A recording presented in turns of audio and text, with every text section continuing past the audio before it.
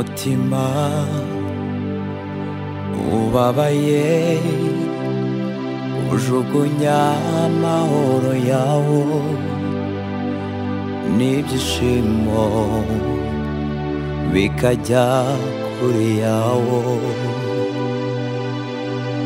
Ni Yesu gusa uruhura umutima, ni Yesu gusa uruhura umutima, ni Yesu gusa uruhura umutima, ni Yesu gusa uruhura umutima.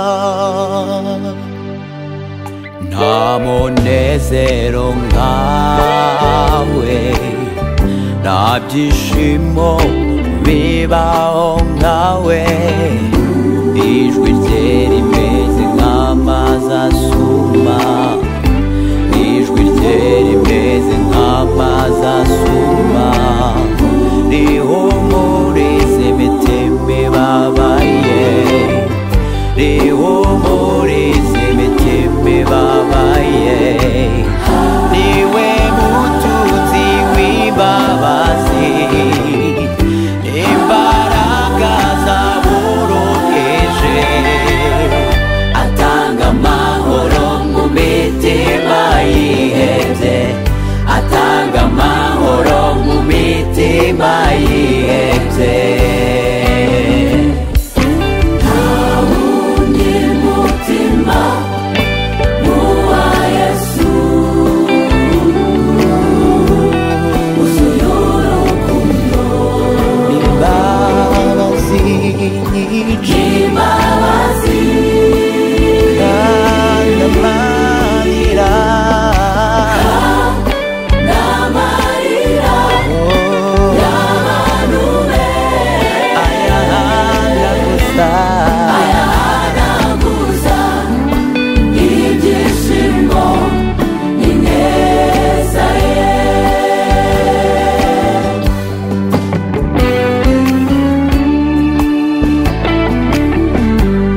Ni kuki wiganyira ugahora urira, wirengagije ko Yesu azi ibyawe byose, kandi ntiwuhineke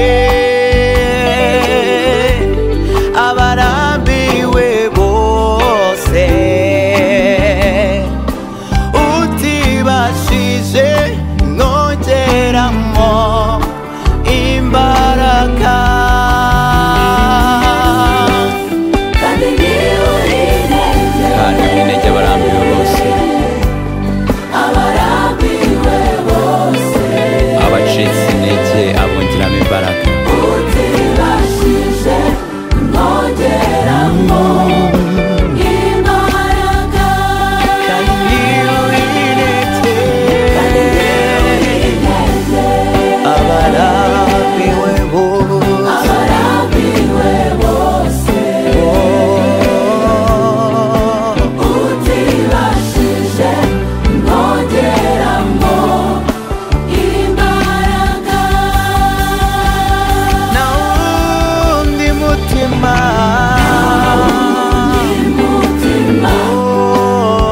wa Yesu wuzuye ubuntu bwinshi n'imbabazi zitagira akagero,